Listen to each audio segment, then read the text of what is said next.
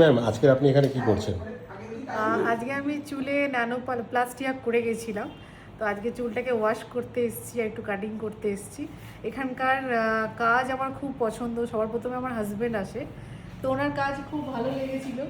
তো সেই কারণেই উনি আমাকে বলে যে এখানে কাজটা করাও তোমার চুলের জন্য। তা আপনারা থাকেন কোথায় আর কি? আমরা এখানেই থাকি, মানে কাঁচরাপাড়াতেই থাকেন? কাঁচরাপাড়াতেই থাকি। এবং কাঁচরাপাড়াতে এত সেলুন আছে, সেক্ষেত্রে আপনারা এখানটায় কেন আসছেন?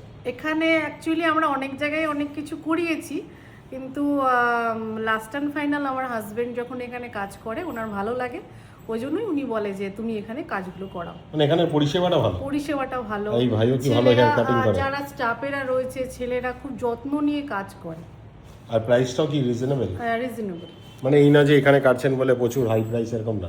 না না, মানে অন্য জায়গার তুলনায় মূলক অন্য সস্তা? জায়গার তুলনায় আপনি সস্তার থেকে সব থেকে বড় কথা হাতের কাজ খুব ভালো। হাতের মানে ধরে কাটে? হ্যাঁ। এই না যে মানে আসলো 10 মিনিটে সাত সাত। না না না না, আমরাই বরং অধৈর্য হয়ে যায় কখন ছাড়বে কখন ছাড়বে। বাহ, ম্যাম ঠিকঠাক বলছো তো নাকি?